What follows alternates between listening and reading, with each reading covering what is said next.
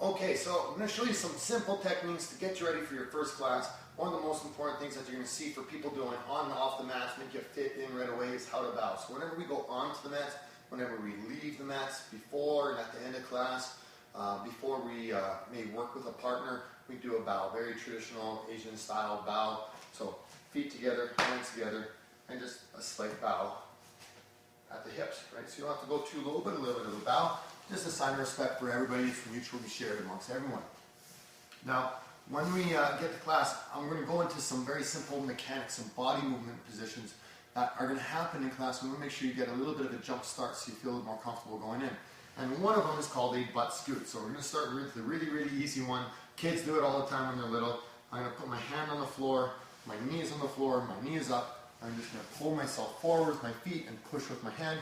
And if I'm going backwards, I push with my feet and just hold my hand on the floor. Now on the side view, you can see here, hand is by my hip. I'm going to slide forward and slide back. And if you watch over on this side, my hip is up in the air. Don't have both of my hips on the floor. Not two hands on the floor, just one side. So forward and backwards.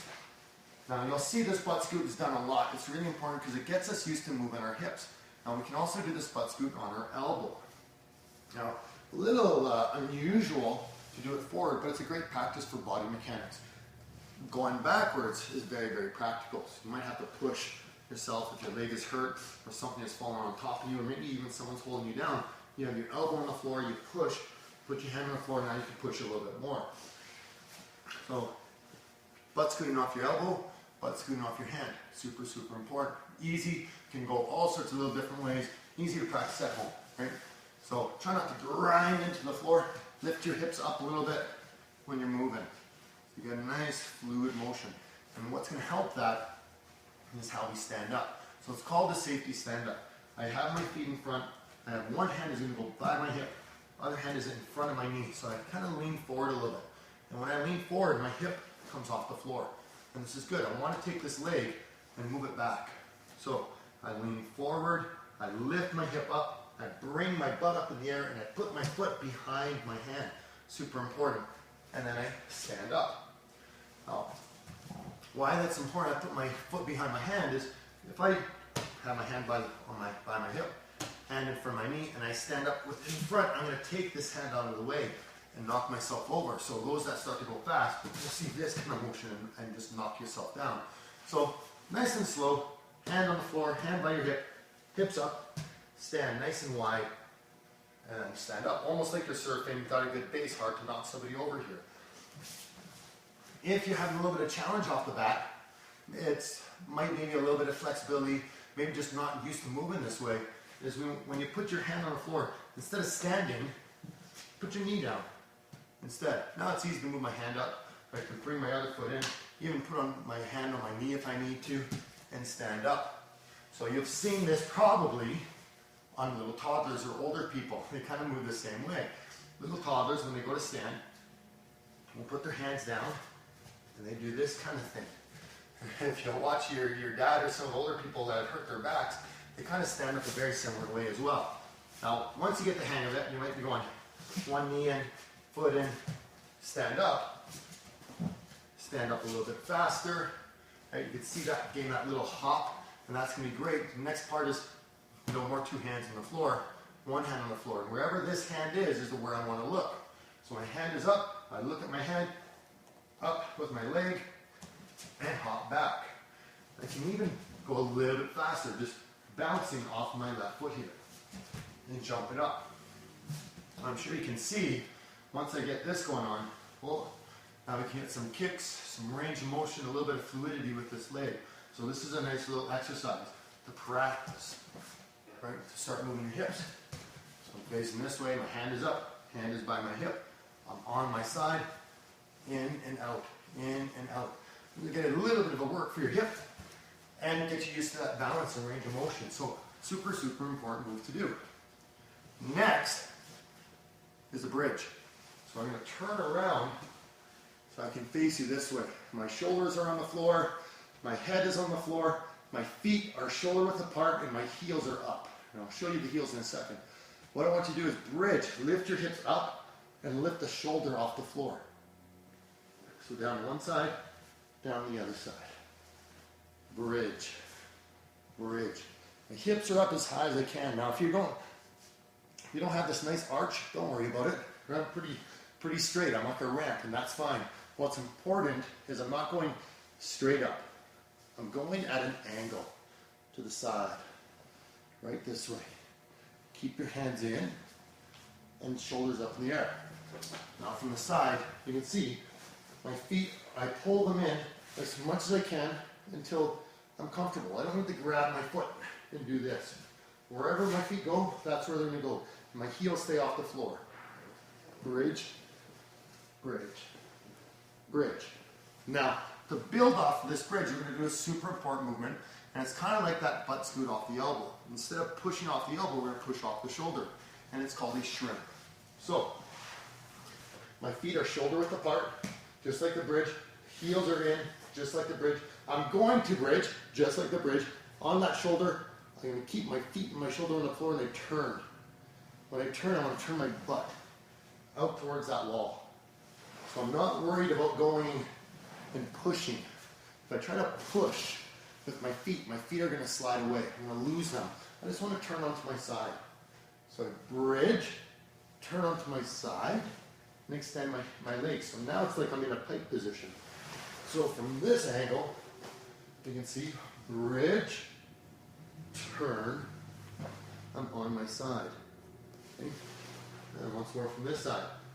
Bridge, shoulders in the air, turn, you can see where my hips come out to the side. I'm on my side, I can come back, feet on the floor, bridge, and same thing off the other side. So this ability to shrimp is super, super important, and has one little extra technique to help you out with. See, once you get comfortable with the shrimp, if you can go bridge, shrimp, and then take this bottom leg and just go to your knees. Okay? This is something that's used in jiu-jitsu a lot. If you bridge, shrimp onto your knees, it's much easier to start to take someone down, right? You can create a little bit more movement and a lot more space. If you go shrimp and step over, that's good too. So all we're looking to do is get to your knees, and it's going to help you incorporate moving those hips, which is super, super important in jiu-jitsu. Now, I do have some technique or partner techniques to work with you, but these movement ones are super important. If you get a chance to do these at home before you come to class, it's going to make that first class so much more fun. Enjoy, guys. Okay, so you got to see a little bit of movements in the other video. Now we're going to get into some standing self-defense escapes that you need to see. Really, really simple. We want to work into that base that you saw earlier in the last video. Now, when we get into that base, you saw it doesn't necessarily matter how wide your feet are apart as long as you can have some stability. So this is really important. If John goes to grab my wrist here, I don't want to just drop into my base, and this is nice, but if he's pulling me, he'll pull me off balance. So when he grabs, I'm going to step into my base, which will throw him a little bit off balance. My elbow is by my hips.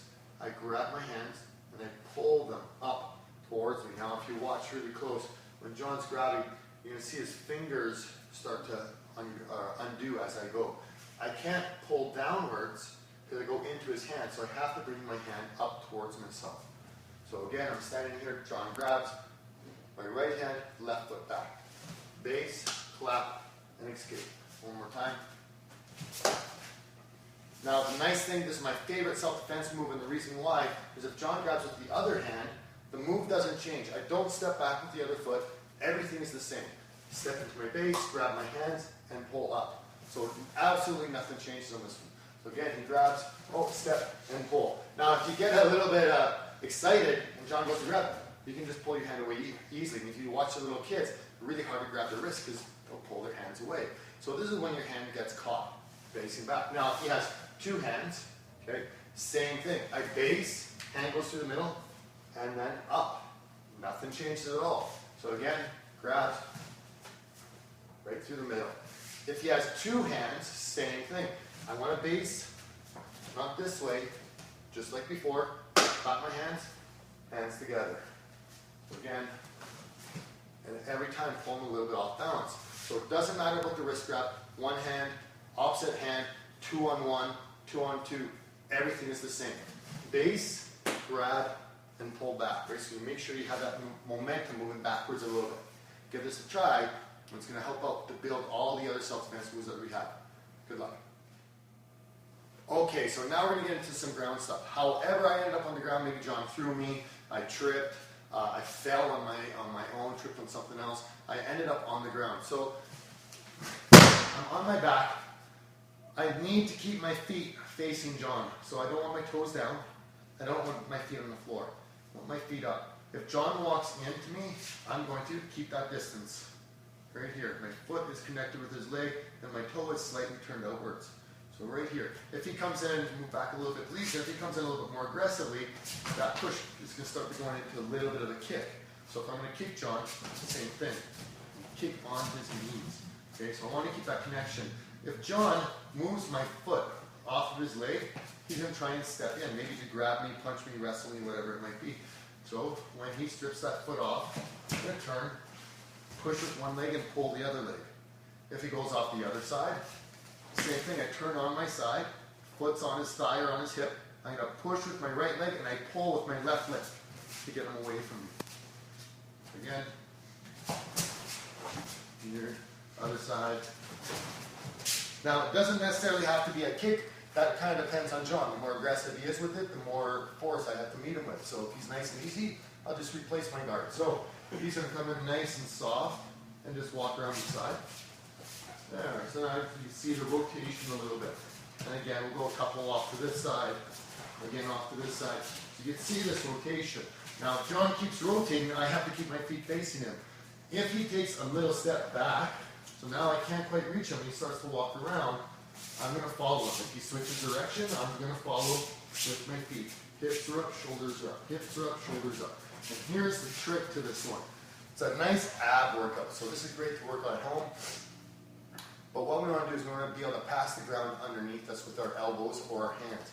Now, for beginners, hands isn't wrong. Okay, this is fine. I'm going to lift my hips up and put my hips by my hand, or the opposite direction. I move my hands, lift my hips. When my shoulders come up, I move my hands. Hips come up, I move my hips. And just switch directions. Now, that's fine to get the mechanics of it by putting your hands on the floor, but ideally you want our hands up. So elbows are on the floor. So my elbows will widen, hips come over. Elbows wide, hips come over. So I turn with my elbows, get that teeter-totter motion. So this is really, really good, not just for a workout, keep your core nice and strong, but I want to keep my feet facing John the entire time. So anytime he tries to come in, I can push him away, and if I get a little bit more space, so say John comes in, I kick him away, then I can go into my safety stand that we did earlier. Okay? Practice this one, guys.